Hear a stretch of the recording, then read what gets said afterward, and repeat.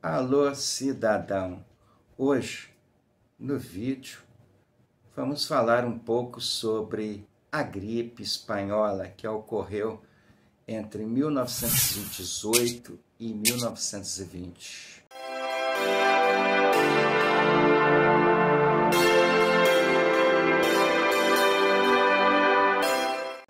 Também foi considerada uma pandemia que dizimou 1/3 da população mundial. Infectou mais de 500 milhões de pessoas. Matou de 25 a 50 milhões de pessoas no mundo inteiro. A gripe espanhola chegou aqui no Brasil por volta de setembro de 1918. E ela veio a bordo do navio Demerara, que atracou em Salvador, Santos, São Paulo, Rio de Janeiro. E este navio trouxe, ou foi responsável pela disseminação da pandemia no Brasil. Esse navio partiu de Lisboa, atingiu aí cerca de 350 mil pessoas foram infectadas. 1/3 da população de São Paulo. São Paulo teve aproximadamente, segundo os historiadores, 5.300 mortes.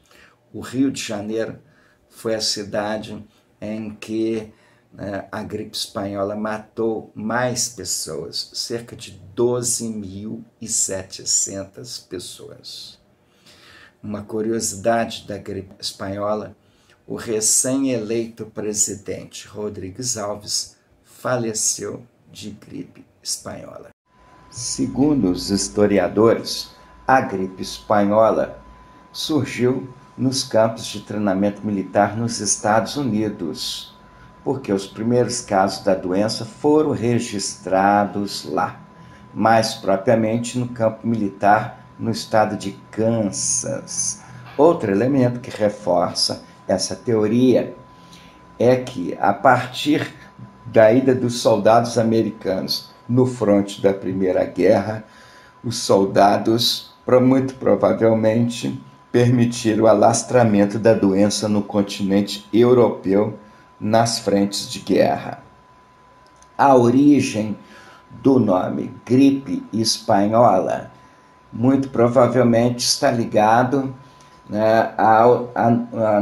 às notícias que foram mais contundentes na Espanha, onde teve forte divulgação do problema. E uma vez que, por conta da Primeira Guerra, os países que estavam envolvidos censuravam divulgar notícias sobre a gripe espanhola, tendo receios de que poderia afetar suas tropas, muito provavelmente a moral dos soldados, e poderia espalhar pânico na população. O cenário da gripe espanhola foi catastrófico, uma calamidade de saúde pública que se espalhou da Europa para todos os cantos do planeta. E os cuidados e o conhecimento da ciência eram muito precários. As recomendações médicas na época era ministrar medicamentos apenas para amenizar os sintomas, esperando que o paciente reagisse diante da medicação. Os médicos procuravam alertar as pessoas para lavar as mãos com frequência e evitar aglomeração ou qualquer contato físico. Para evitar o número de mortes que já vinha acontecendo, as autoridades fecharam bares, fábricas, escolas e teatros, com a tentativa de evitar qualquer forma de aglomeração.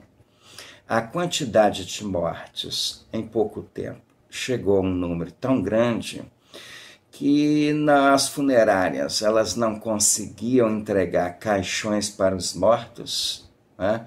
E não havia aí, né, condições que se fizesse isso de uma forma imediata. Então, o corpo das pessoas ficava acumulado, né, nos necrotérios até, né, que fosse providenciado, né, aí o enterro. E que era aí a frenética, né, atividade dos coveiros. Uma questão que deveria servir, né, de experiência é que naquela época o sistema de saúde era privado, não era público. As condições para enfrentamento, né, da pandemia eram precárias, os médicos não dispunham de equipamentos como existe hoje de proteção contra, né, aí a disseminação da doença, né? Então, uma das consequências para o enfrentamento de novas pandemias ou possíveis pandemias era a criação de um sistema público de saúde que houvesse investimento na ciência e, né, planejamento, investimento em leitos hospitalares, em equipamentos. Ficou, né, aí, né, o passado e, novamente, né, décadas depois, agora com a Covid, a mesma deficiência no atendimento e enfrentamento da Covid. Esse foi o cenário da gripe espanhola no mundo e no Brasil. Um grande abraço, cidadãos.